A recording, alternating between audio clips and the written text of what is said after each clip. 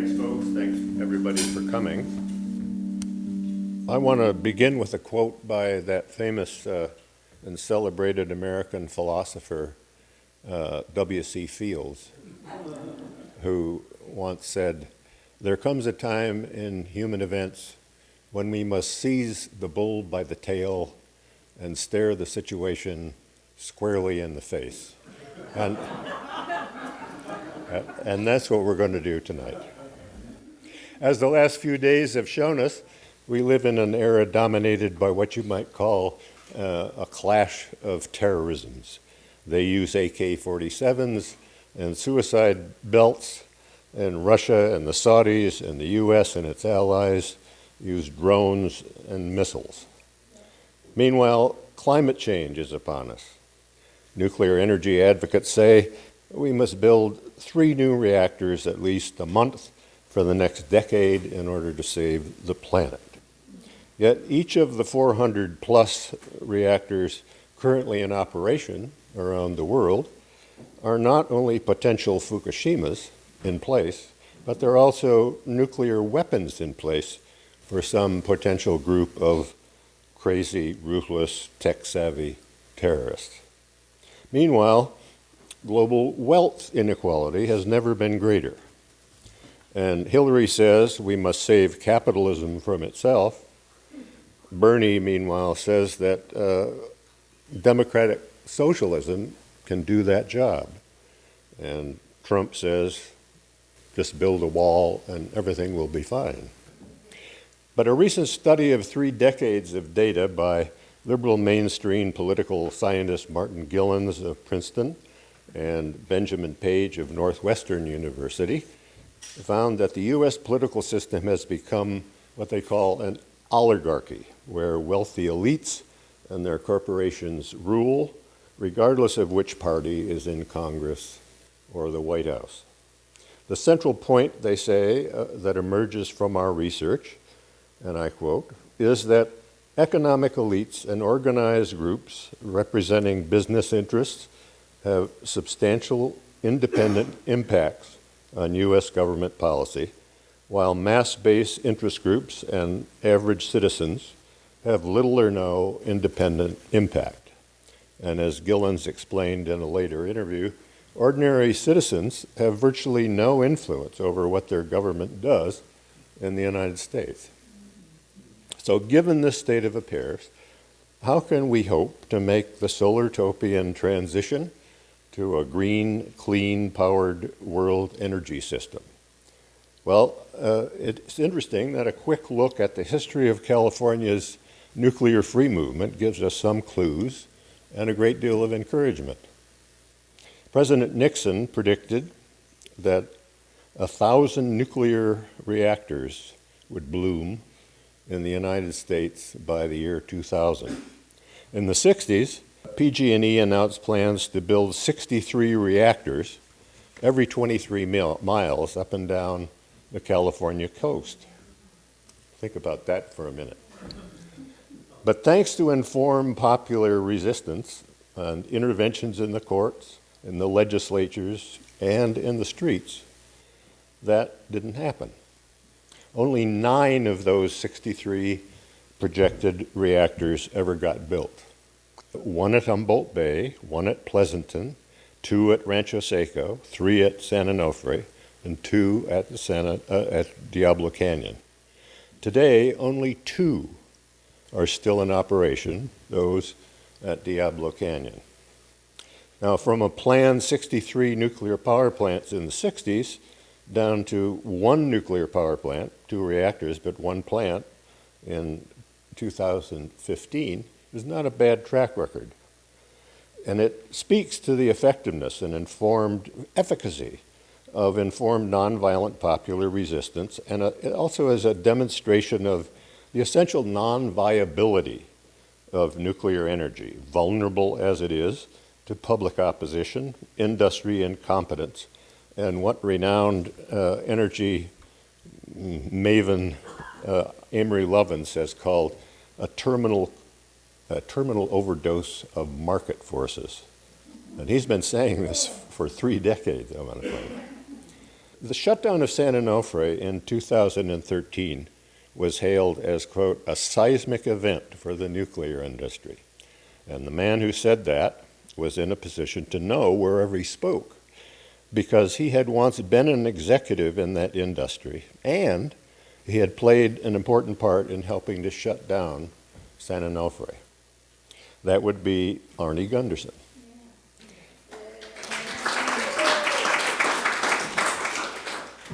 His partner Maggie Gundersen founded and is president of Fair Winds Energy Education, for which Arnie serves as the chief nuclear engineer. The Fair Winds organization has emerged as a major player in informing the public about the risks of nuclear power and the real potential of a solar-topian transition.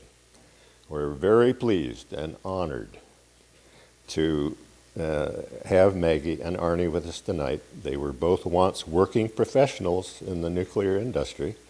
Arnie is an engineer, a nuclear engineer, and a top executive, and Maggie as a public relations professional.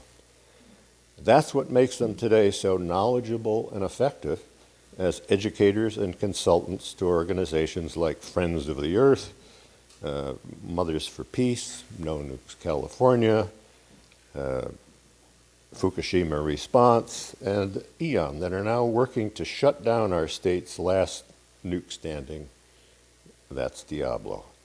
Fair Winds has also played a key role in supplying hard-to-come-by, up-to-date, accurate information about the ongoing Fukushima nuclear reactor disaster in frequent video reports that are available online and free to download and use as you wish at fairwinds.org. I highly recommend that you visit that site and contribute what you can to support their ongoing work. Their motto is, "We'll help keep you informed," and we're very fortunate that that's what they're going to do for us tonight. Arnie will lead off with a presentation, and then we'll have a conversation with both of them, and then a dialogue among us all.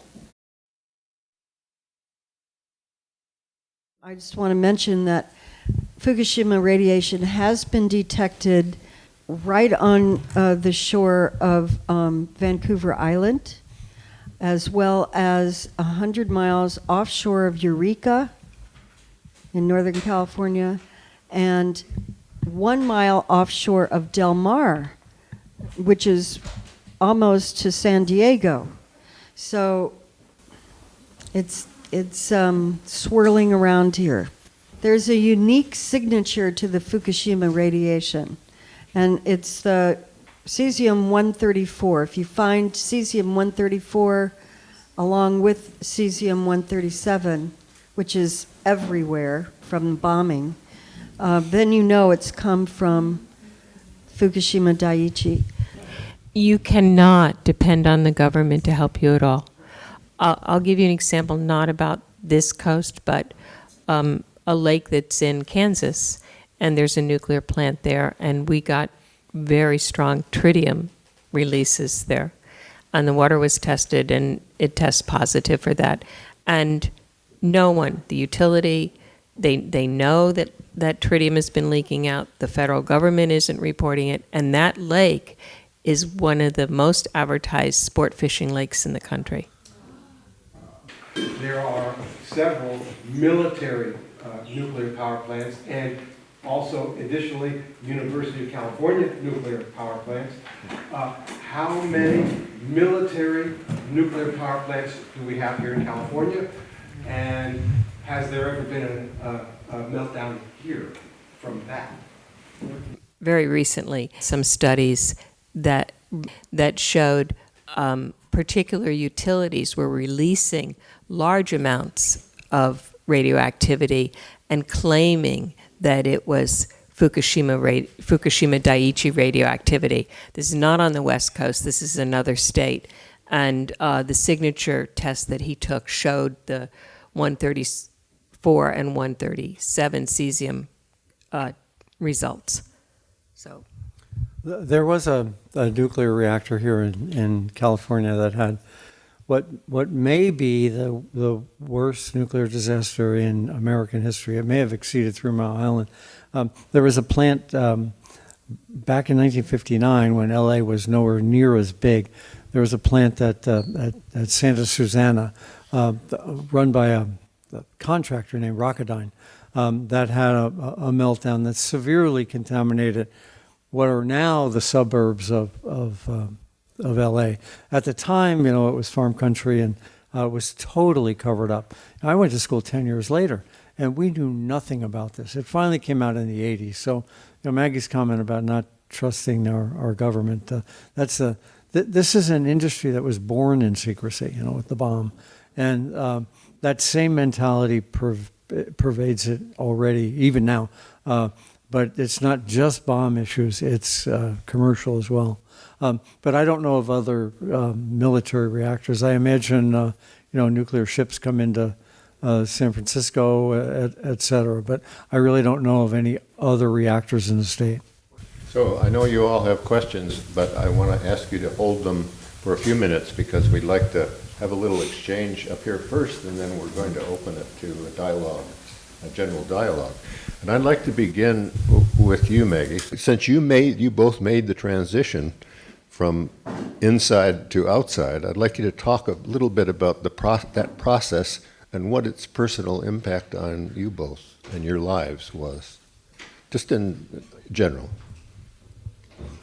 The process was a drastic change when each of us began to see the lies that we'd been taught. When you're 17 or 18 or 19 and you're starting to study at college, you're going to believe a lot of what your professors and scientists and advisors tell you.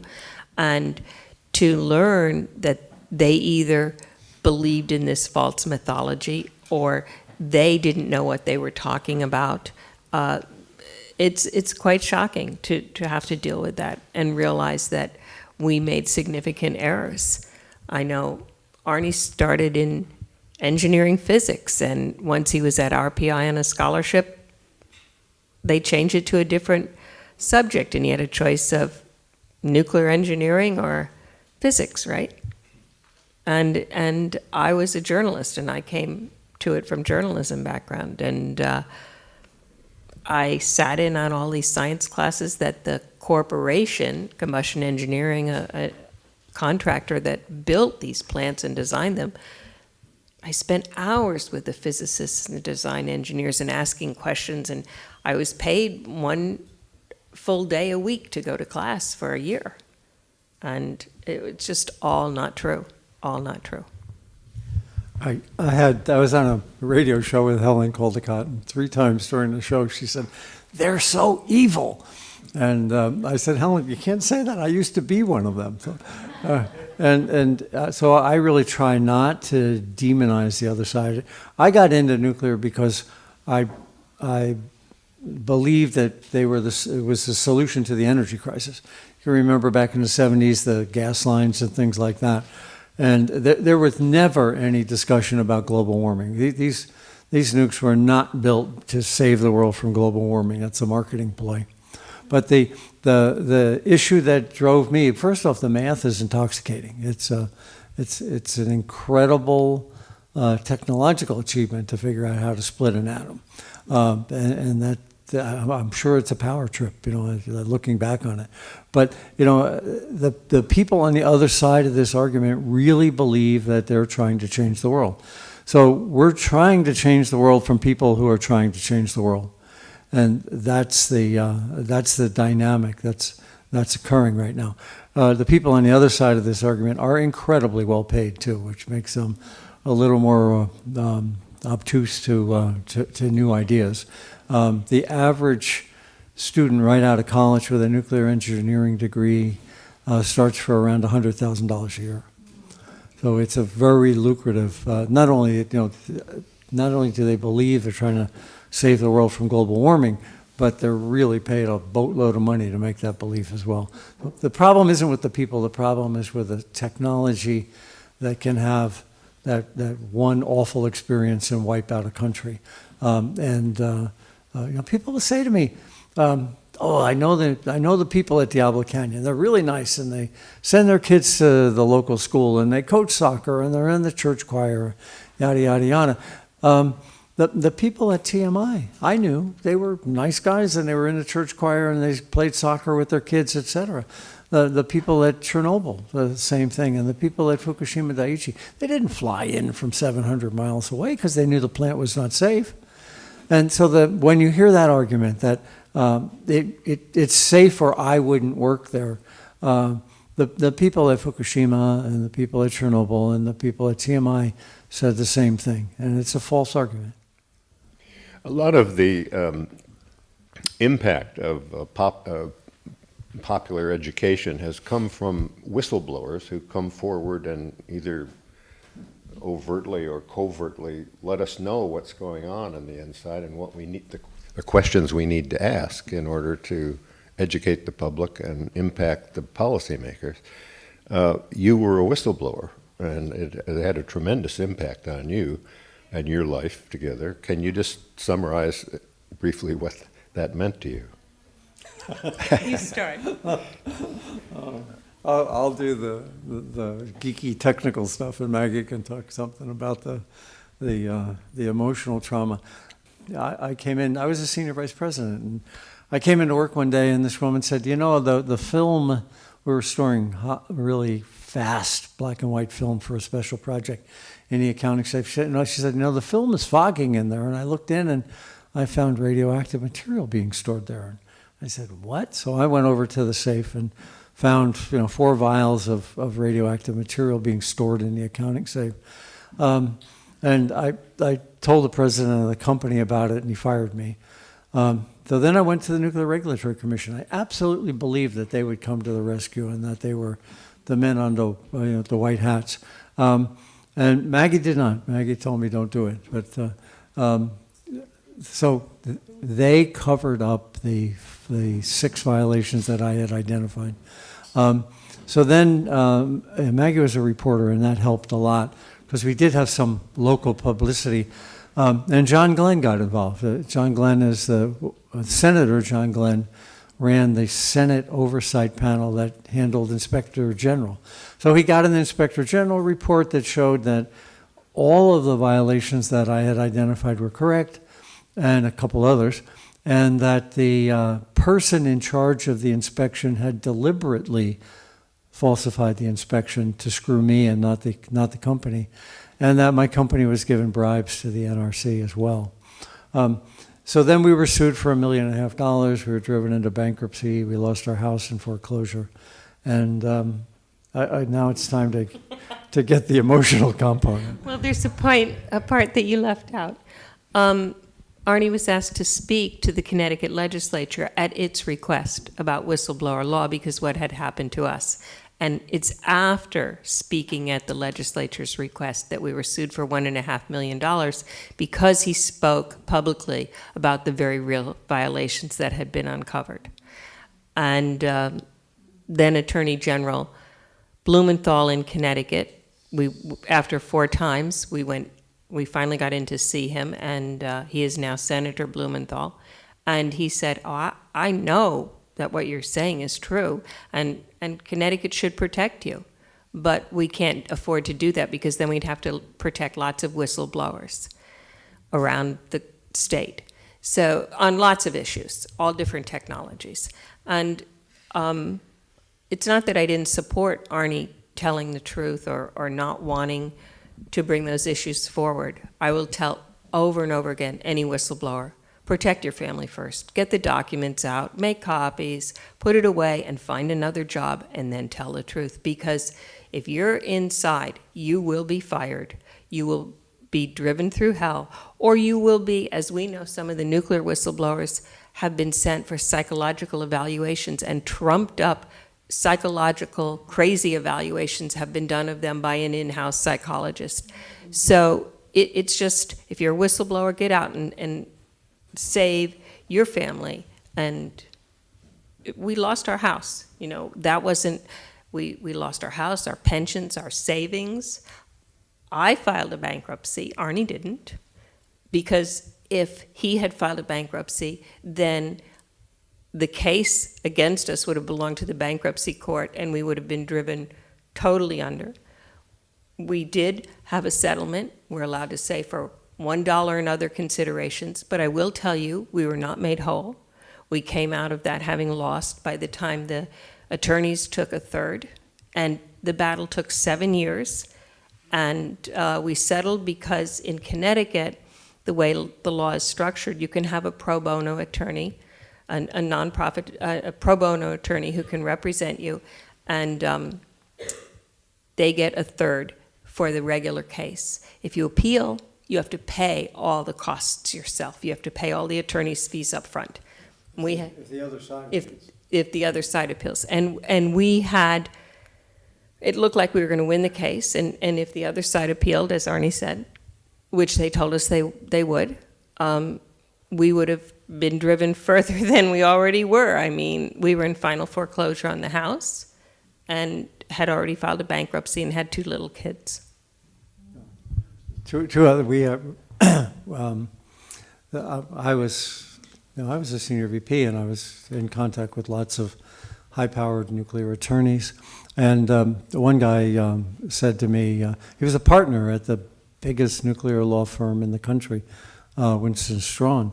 And he said to me, Arnie, in this business, you're either for us or against us, and you just crossed the line.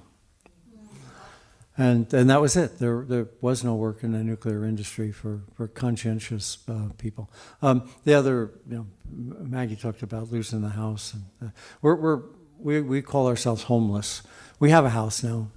We're renting, but the place that we called home, the place where our kids grew up, and that special place that in your mind you think of all the happy times. We lost that, so we're essentially homeless. And we were at a point where the church was bringing Thanksgiving turkeys, and if you talk to somebody who's been through bankruptcy, one of the roughest things they have to do every day is open the mail. And we had this long driveway. It was like a 1,000-foot driveway, and I'd walk down. And I can remember Monday through Saturday, I hated that walk. It was like my stomach was sick. And Sunday was a wonderful day because there was no mail being delivered. So we would, but every once in a while, you'd open the mailbox and there'd be $500 in it from somebody you didn't know. It was just there.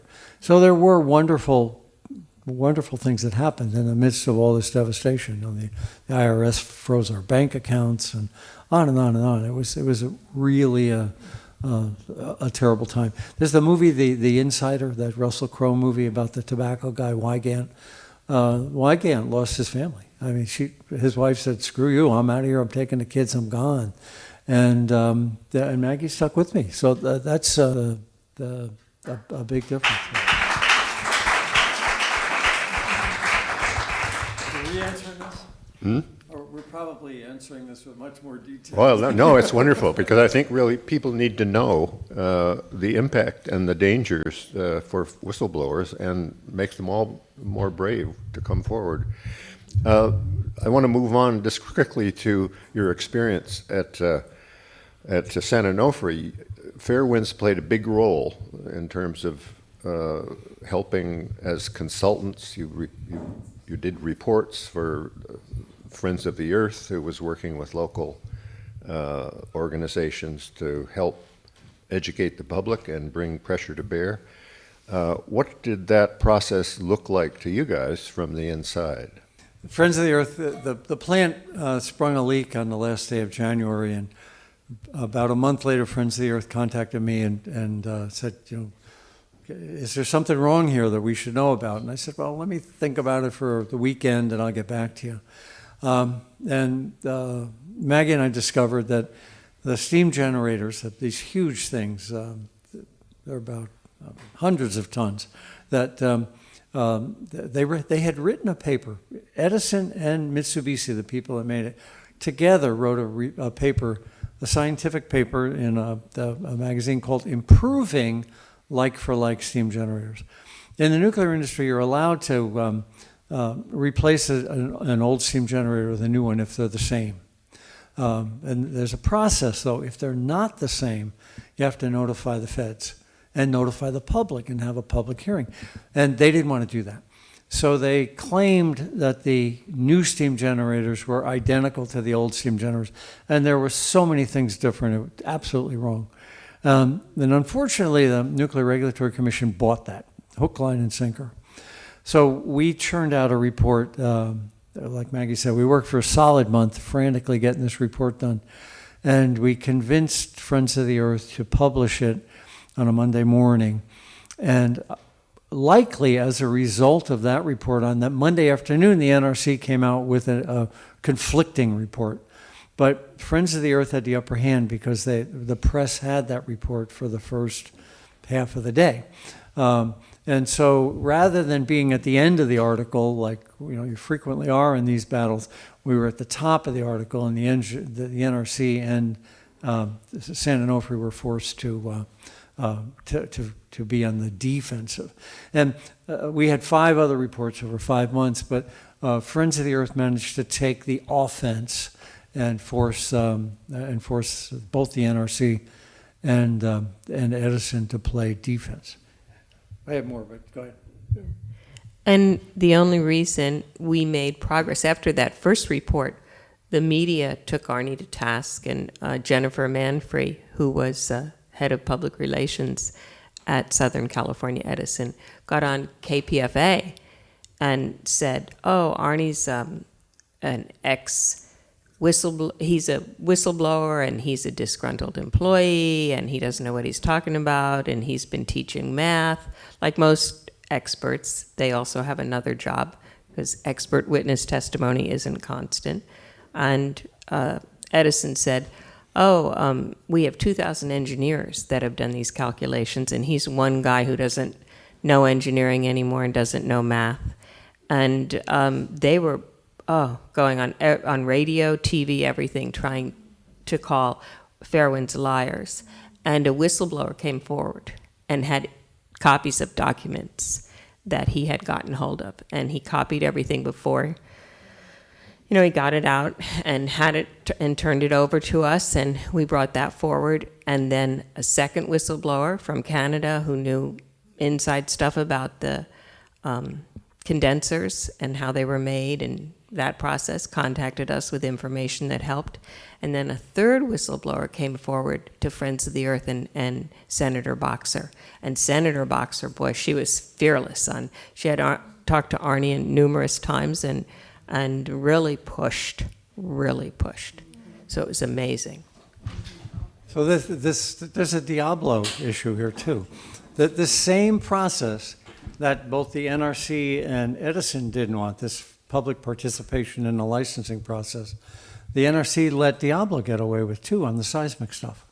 So with all the changes that happened at Diablo when they found the Hosgri fault and the shoreline fault, they should have reopened their docket for public participation. And the NRC looked the other way and likely had an inside deal with the people at Pacific Gas and Electric, so that the public never got into that process and never really found out the weak points in the design. It plays out across the industry that the last thing both the NRC and the licensee, Diablo or San Onofre, want is public participation in the licensing process.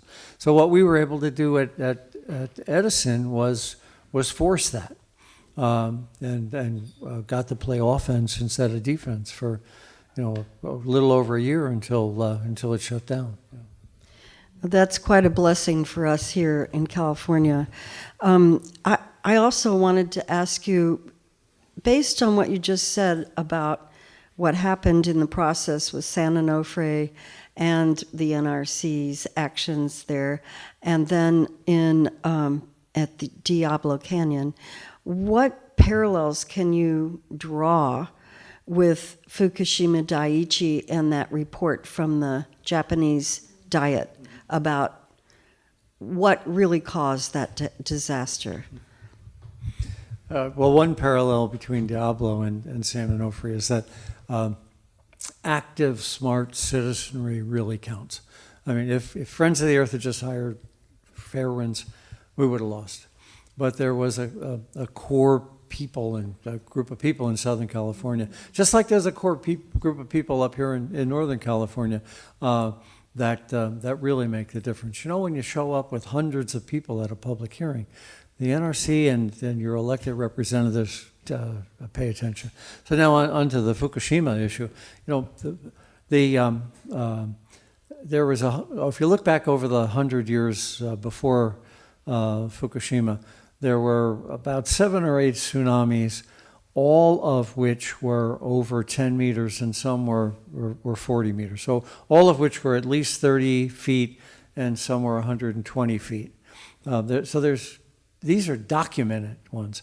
If you go up in the hills around Fukushima, you'll find these things that look like gravestones, and they're written in an ancient Japanese dialect from about 1,300 years ago.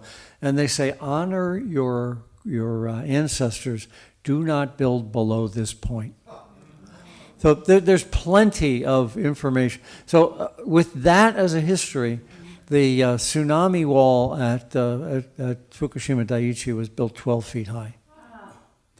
So that was what the Diet Commission was saying. So you know, the engineers at Diablo know to do it right, it's too expensive to compete. The engineers at Fukushima, actually they were American engineers. They worked at, I worked with them. They were down at San Jose. General Electric designed their nuclear reactors in San Jose, and the design firm that actually built the facility was in Manhattan. And I worked with all those guys. So this is an American design, not a Japanese problem. It was American assumptions that caused this meltdown. Those same people worked on Diablo, and those same people worked on San Onofre. That mentality of, they call it the maximum credible accident. It's really not. It's the maximum accident we can afford to mitigate against. Anything more than that, we can't afford it, so we're going to consider it not credible. And so Diablo's got this issue of the seismic acceleration in the ground, and San Onofre had it with the steam generators. And as soon as the public gets involved in that process, then it all falls apart. And the Nuclear Regulatory Commission is more than willing to keep the public out of the process rather than have any kind of transparency. Can you say something about the international agencies like the IAEA and its relationship with the World Health Organization, for instance? Well, I can tell you about the IAEA's charter. The UN chartered the IAEA to... Tell them what that stands for. Okay, International Atomic Energy Agency was chartered by the United Nations, and its charter is to promote nuclear power. It was never chartered as a regulator. Its charter is to promote nuclear power around the world. Mm-hmm. So the link to the World Health Organization is that there's a memorandum of understanding between the World Health Organization and the IAEA that the World Health Organization will not publish anything about nuclear power unless the IAEA approves. So at the top of the food chain is an organization, you can look it up. It's article number 2 of their charter says that they are to promote nuclear power. And that's the people that are regulating the World Health Organization on nuclear.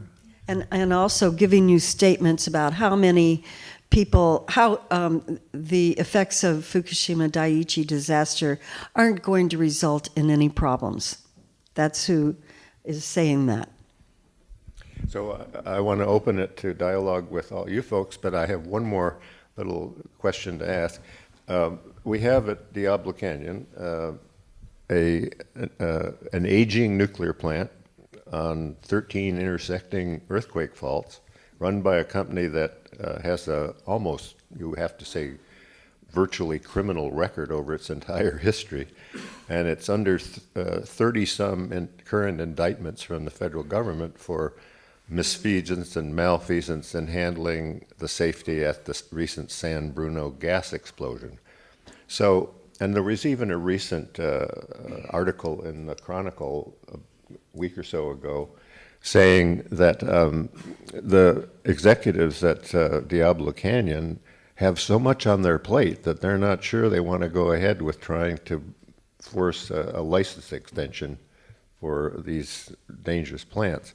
So we may be very close to shutting them down.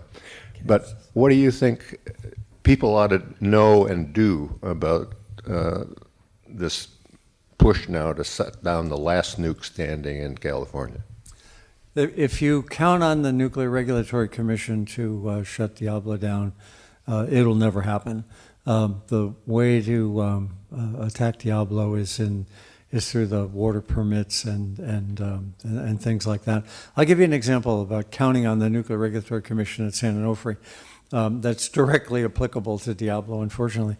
Friends of the Earth filed a 2.206 petition, which is the public wanted to open the licensing process. And that was in the summer of 2012. And the NRC finally got around to having a hearing 6 months later in January of 2013, and I was their expert. It was like a 2-hour presentation. It was one of our better ones. During the presentation, the chairman of the review board fell asleep twice. Now, there's something to be told. Now, the NRC is required to have an answer to a petition in 6 months after the review. So this is so in 2013, January 2013, we had the review board, and the NRC didn't answer in all of 2013 and all of 2014, and just answered now a couple months ago in 2015. And their answer was, we're not going to answer because the plant is shut down and your petition is moot. My position is it's the same people running it who lied to you in 2012 and 2011 and before that, and now you're not going to seek some sort of legal redress against these guys. But so their position is that it was moot because the plant had already shut down. So don't count on the Nuclear Regulatory Commission to be the one to not give a license extension. It's got to happen with your governor and your elected representatives. And I think Maggie wanted to say one other thing about that. Well, it's really up to all of you, because how the public worked, individual people with legislators throughout Southern California, is how the information got out there. And city council after city council voted against any restart of San Onofre. That was democracy in action. And, we're not involved in that process, Arnie and I. Our charters, both charters, for the Fairwinds Associates and for Fairwinds Energy Education. Fairwinds Associates is paralegal services and expert witness testimony, and we are not allowed to lobby at all or do anything like that. We can be retained to give an expert presentation, but that's it. And Fairwinds Energy Education also, I sign for any of our grant money from foundations that we will not lobby or call for action, and so we don't. But that's up to all of you. You have our work. It's open on the website, and our reports, whenever we do any, we put them up, and materials and videos are there. Which city council was it? Was it San Clemente that had us do a whole video for them? Yeah. Yes, San Clemente City Council had us do a video that was shown at a big public meeting and talk about everything. So there's lots of ways to get this information out there, and you have valuable resources right here, with your organizations. But it means really buttonholing your state and your state legislators and your city councilors, and making them see they have a lot on their plate. Takes a lot. I was on Public Works Commission in Burlington for 5 years. It takes a lot to manage city infrastructure and state infrastructure, and they're not going to come looking for you and knocking at your door.